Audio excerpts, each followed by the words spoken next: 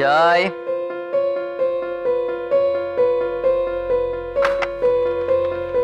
ও আয় আয়।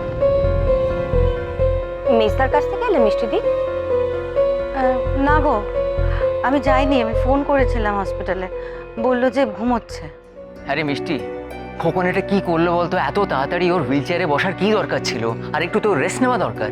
সে কথা তোমার ভাইকে কে বোঝাবে বলো?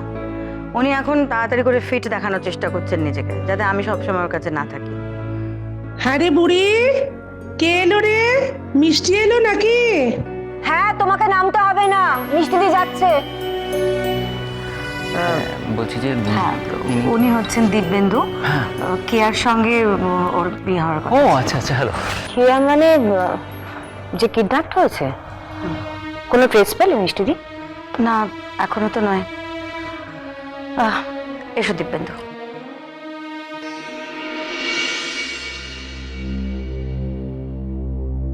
তারপর তারপরে কালে ভদ্রে মেসেজে কথা হতো, কিন্তু চিঠি ছিল আমাদের যোগাযোগের একমাত্র মাধ্যম। বোনকে বলা ছিল আমার বোন কলেজ থেকে ফেরার পথে দোকান থেকে চিঠিগুলো তুলে নিত। এই চিঠির ব্যাপারটা বেশ মজার লাগছিল জানেন। আসলে আমাদের তো ফোনে রোজ কথা হতো না, কিন্তু চিঠিটা রোজ পেতাম। সেই চিঠি আমি কি বুঝি না বুঝি সেটা অন্য কথা। কেন? চিঠিতে না বোঝার কি আছে? আমি আমি আপনাকে সেটাই দেখাতে চাই, সেটা দেখলে হয়তো আপনি বুঝতে পারবেন।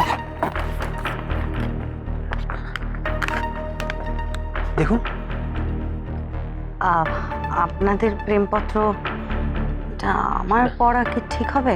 আসলে এই চিঠিগুলো দেখানোর জন্য তো আমি আপনাকে খুঁজছিলাম। আসলে কে এই চিঠিতে এমন কিছু লিখতো, এমন কিছু কথা, সেগুলো আমি কিচ্ছুই বুঝতাম না। মানে? আচ্ছা, এরকম চিঠির মানেটা কি বলো তো? কেন, কি হয়েছে? আরে কি লেখো আজকাল, আমি কিচ্ছু বুঝতে পারি না তোমার কথা। কিচ্ছু বোঝোনি? আচ্ছা, তুমি বোঝার মতন কিছু লিখেছো যে আমি বুঝবো? আচ্ছা দিব্যেন্দু, বলছিলাম তুমি সত্যি কিছু বোঝোনি? না, আমি সত্যি বুঝিনি। যাক, তাহলে তুমি তো ডাহা ফেল। আমার চিঠি যদি তুমি না বুঝলে, তাহলে তুমি আমাকে কি করে বুঝবে? ইন্টারেস্টিং। কি লিখতো ও চিঠিতে? দেখুন না, আপনি লেখাগুলো পড়ে যদি কিছু বুঝতে পারেন, যদি ওকে বুঝতে পারেন, যদি ওকে খুঁজে পাওয়া যায় এগুলো পড়ে।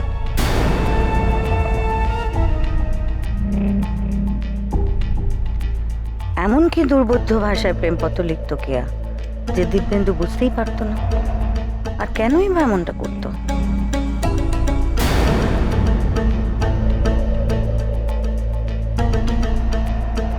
আমি 3টে চিঠি নিয়ে এসেছি, দেখুন যে চিঠিগুলো আমি কিছু বুঝতে পারিনি, আর বাকিগুলো এনেছি যদি কোনো কাজে লাগে।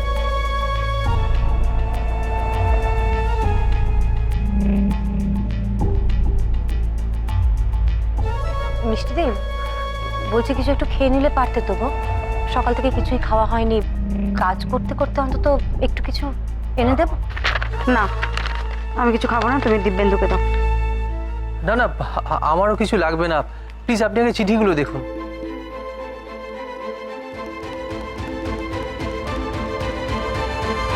এভাবে চিঠি লিখতো? না না, এইভাবে না, ওই যে লাইনগুলো আমি বুঝতে পারতাম না সেগুলো হাইলাইট করে রেখেছি।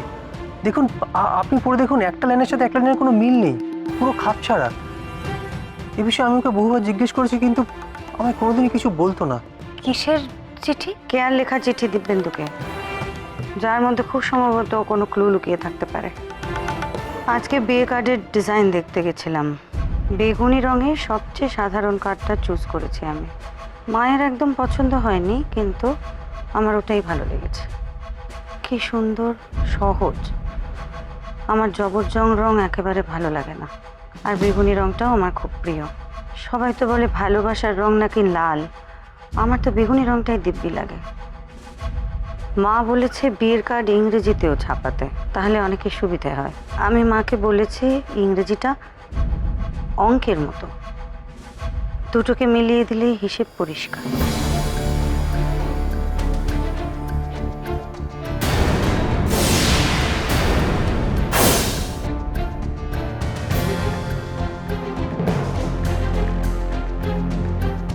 আমি জানি তোমার উপর আমি জোর করছি, এই চিঠি লেখালেখির মধ্যে ফাঁসিয়ে দিচ্ছি। তোমার একদম ভালো লাগে না বলো চিঠি লিখতে? তোমার ওই মোবাইল ফোনে মেসেজ করতে ভালো লাগে, আমার কিন্তু এটা বেশ লাগছে।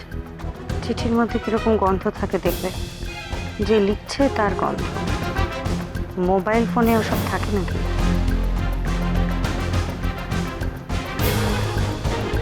অঙ্কটা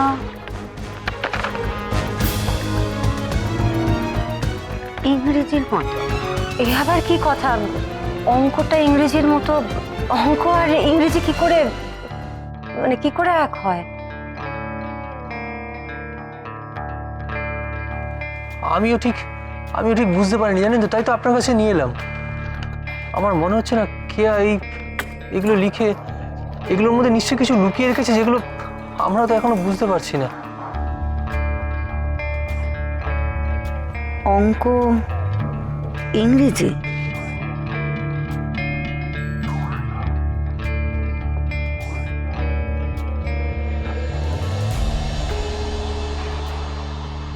আচ্ছা, আমরা দুজনেই কাজে ব্যস্ত থাকি বলে আমাদের ফোনে কথা বলার একদমই সুযোগ হয় না, কিন্তু তোমার গলাটা শুনতে আমার খুব ইচ্ছে করে, জানো তো। তোমার একটা কথা জিজ্ঞেস করবো? ফোন কম করতে হয় বলে আমার ফোন নাম্বারটা ভুলে যাওনি তো? নাম্বারটা কিন্তু মুখস্থ রেখো। কখনো মোবাইল হারিয়ে গেলে কি করে আমার সঙ্গে যোগাযোগ করবে? আমিও তো হারিয়ে যাব। আমি কিন্তু তোমার নম্বর একেবারে মুখস্থ করে রেখেছি, ইংরেজিতে।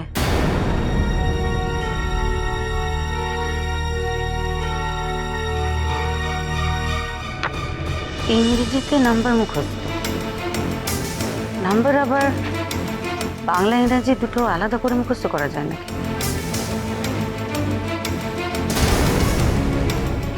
ইংরেজিতে নাম্বার মুখস্থ, এর মানেটা কি?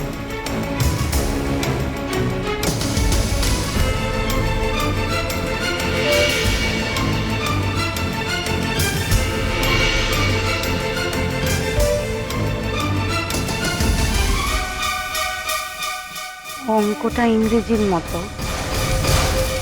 নাম্বারটা ইংরেজিতে মুখস্থ করেছি। ইংরেজি, অঙ্ক, সংখ্যা। কি বলতে চাইছে কেয়া?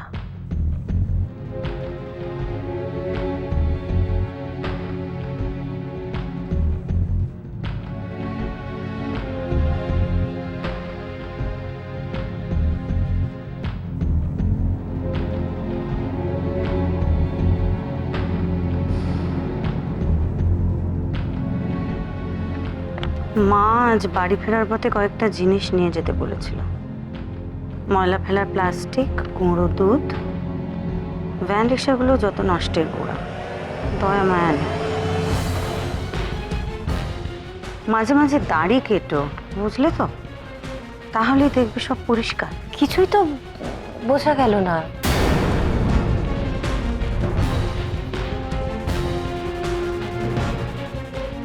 ইংরেজিটা অঙ্কের মতো, দুটোকে মিলিয়ে দিলেই হিসেব পরিষ্কার।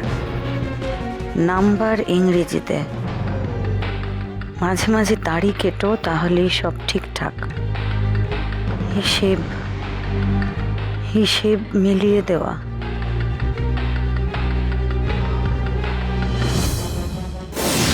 এই শেষের পাতার এই অঙ্কটা,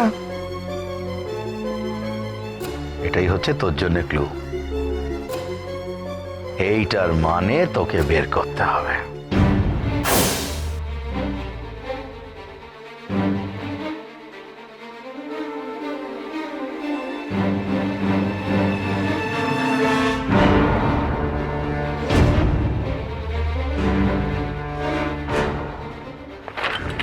বুড়ি, বাচ্চারা ঘুমিয়ে পড়েছে? না, ঘরেই আছে। কেন বলো তো? দিব্যেন্দু, তুমি এসো। বুড়ি, ওকে বাচ্চাদের ঘরে নিয়ে এসো।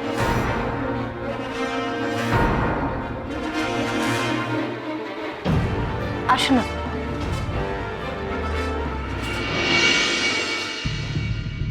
ফুলচুরি, এই তোদের হোয়াইট বোর্ডটা কোথায় রে? কেন কাম্মা, কি হয়েছে? আমার লাগবে, একটু বল না বাবা। ওই তো।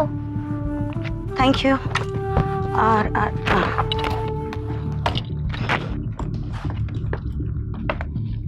এই কি হয়েছে রে মিষ্টি? হুম কি হয়েছে বলবি তো? অঙ্কটা ইংরেজির মতো।